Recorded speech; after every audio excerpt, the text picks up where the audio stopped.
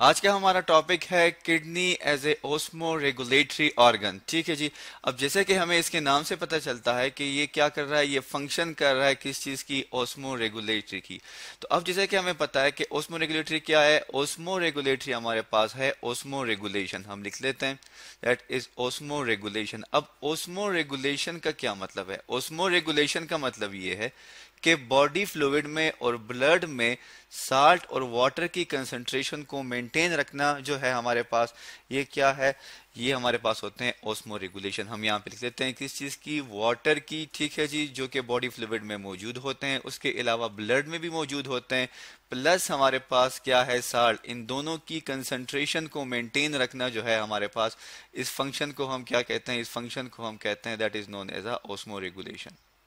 अब जैसा कि हमें पता है कि ये फंक्शन हमारे पास कौन परफॉर्म करते हैं, हमारे पास किडनीज जो हैं वो ये फंक्शन परफॉर्म करते हैं। हम किडनीज के बारे में जानते हैं, आप इस डायग्राम में भी देख सकते हैं। ये हमारे पास क्या है, किडनीज है। ये जो है हमारे पास, ये किडनी का एक नॉर्मल स्ट्रक्चर है, हम यहाँ पे लिख लेते हैं दैट वन इज नॉर्मल। और दूसरा जो हमारे पास है, ये हमारे पास क्रॉस सेक्शनल एरिया है किडनी का। क्रॉस सेक्शनल एरिया का मतलब ये है कि अंदर से किडनी किस तरह नजर आती है। अब अगर हम देखें तो हमें पता चलता है कि जैसे कि ऑस्मो रेगुलेशन का फंक्शन कौन परफॉर्म कर रहा है, किडनीज परफॉर्म कर रही हैं। तो किडनी में वो कौन सा फर्दर उसकी कौन सी ऑर्गन है या उसका कौन सा पार्ट है जो कि इस ऑस्मो रेगुलेशन के फिनोमेना को परफॉर्म करता है, तो उसको हम कहते हैं जी that is known as a nephron. अब नेफ्रॉन के बारे में हम पढ़ चुके हैं। नेफ्रॉन हमारे पास क्या है, ये फंक्शनल यूनिट है किडनी का। अगर हम देखें तो हमें ये पता है कि किडनी के किस पार्ट में या किस हिस्से में हमारे पास नेफ्रॉन मौजूद होते हैं। हम दोबारा कोई एक डायग्राम ले आते हैं ताकि हमें वो भी क्लियर हो जाए। ये हमारे पास ये एक डायग्राम आ गई। अब इस डायग्राम में हमने क्या किया है, इस डायग्राम में हमने मॉडिफाइड किया है किस रीजन को, that is known as a pyramid. जो हमारे पास रीनल पायरामिड्स थे किडनी के, हम इसको इंसर्कल कर लेते हैं। ये से कि आपको ये नजर आ रहे हैं, ये वाले। इसको हमने क्या कर दिया है, इसको हमने मैग्नीफाई कर दिया है। कहाँ पे, यहाँ पे इस डायग्राम में। तो हमें यहाँ पे नजर आ रहे हैं इस डायग्राम में नेफ्रॉन।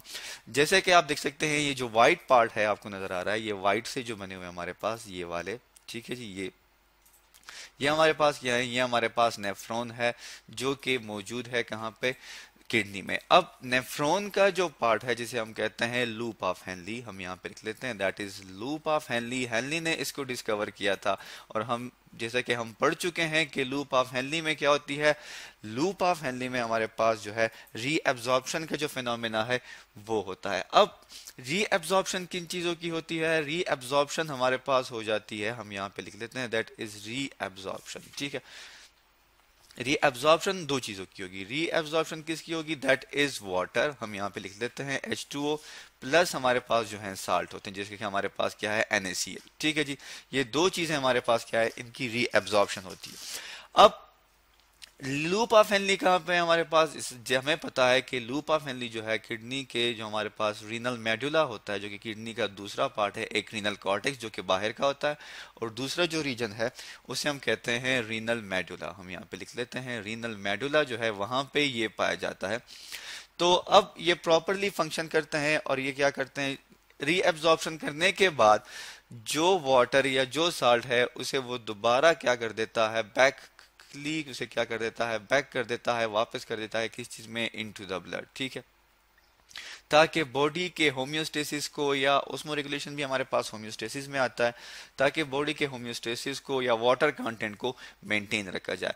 अब हम देखते हैं कि किस तरह हमारे पास यूरिन की फॉर्मेशन होती है और किस तरह हम जो है लूप ऑफ हेनली के थ्रू कंट्रोल कर सकते हैं अपनी यूरिन की फॉर्मेशन को। तो हमारे पास जो है यूरिन क्या है, यूरिन हमारे पास मेटाबॉलिक वेस्ट होती है। ठीक है, हम लिख लेते हैं यहाँ पे यूरिन। ठीक है, क्या है हमारे पास, दैट इज मेटाबॉलिक वेस्ट।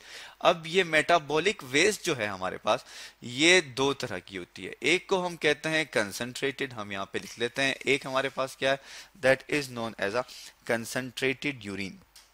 ठीक है, दैट इज कंसंट्रेटेड यूरिन। अब कंसंट्रेटेड यूरिन का मतलब क्या है, कंसंट्रेटेड यूरिन का मतलब ये है कि इसमें साल्ट की कंसंट्रेशन ज्यादा होगी। जो दूसरी हमारे पास टाइप है उसे हम कहते हैं that is known as a diluted urine. Diluted urine का मतलब ये है कि इसमें वाटर की कंसंट्रेशन जो है वो ज्यादा होगी। ठीक है, हम लिख लेते हैं दैट इज डायल्यूटेड यूरिन। अब इनकी फॉर्मेशन किस तरह होती है, हम एक डायग्राम ले आते हैं जो कि लेबल सी है और हम देखते हैं कि किस तरह लूप ऑफ हेनली अपना फंक्शन परफॉर्म करता है। ये हमारे पास एक डायग्राम है, हम कंसिडर करते हैं कि जो यू शेप्ड है हमारे पास, ये क्या है, ये हमारे पास लूप ऑफ हेनली है। हम यहाँ पे लिख लेते हैं that is loop of Henley. ठीक है, अब लूप ऑफ हेनली में चूंकि रीअब्जॉर्प्शन होती है तो हम अब देखते हैं कि किस तरह ये फंक्शन परफॉर्म किया जाता है। अगर बॉडी में वाटर की कंसंट्रेशन जो है वो कम है, हम लिख लेते हैं हमारे पास क्या है, शॉर्टेज है किस चीज की जी, शॉर्टेज ऑफ वाटर है। ठीक है, शॉर्टेज ऑफ वाटर है किस फॉर्म में, जब हमारे पास कंसंट्रेटेड यूरिन बनेगा तो हमारे पास शॉर्टेज ऑफ वाटर आ गई।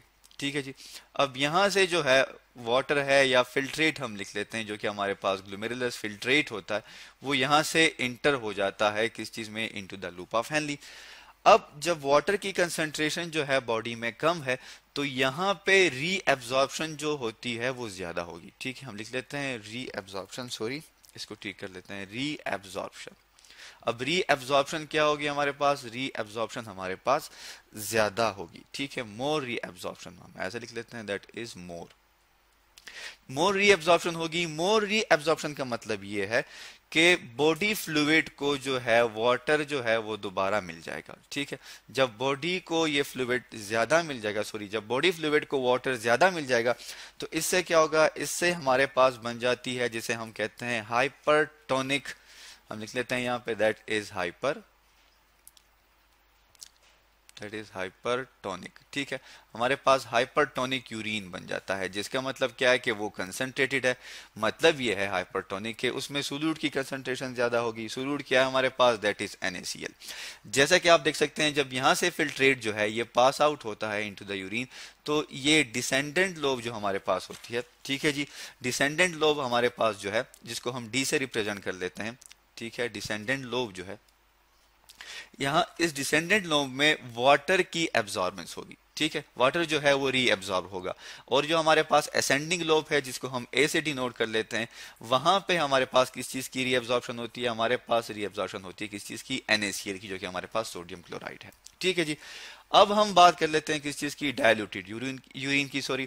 अब डायल्यूटेड यूरिन किस तरह बनेगा, डायल्यूटेड यूरिन इस तरह बनेगा कि जब बॉडी में एक्सेस अमाउंट ऑफ वाटर हो, ठीक है, एक्सेस अमाउंट ऑफ वाटर जब बॉडी में मौजूद है तो अब एक्सेस अमाउंट ऑफ वाटर क्या करेगा, क्योंकि ज्यादा मिकदार में जो पानी है वो बॉडी के लिए हार्मफुल होता है, तो उसको रिमूव करने के लिए क्या होगा, अब यहाँ पे जो है लेस वाटर जो है वो रीएब्जॉर्ब होगा। हम लिख लेते हैं लेस रीएब्जॉर्प्शन होगी किस चीज की, वाटर की। ठीक है, लेस रीएब्जॉर्प्शन किस चीज की होगी, वाटर की। अब जब लेस रीएब्जॉर्प्शन होगी वाटर की तो हमारे पास क्या बनेगा, हमारे पास जो यूरिन बनेगा उसे हम क्या कहेंगे, उसे हम कहेंगे hypotonic. Hypotonic urine, hypotonic urine का क्या मतलब है कि उसमें वाटर की कंसंट्रेशन जो है वो ज्यादा होगी। मतलब ये है कि लूप ऑफ हेनली से वाटर जो है, जो कि यहाँ पे आपको नजर आ रहा है, ये कम रीएब्जॉर्ब होगा किस चीज में, इनटू द बॉडी फ्लूइड।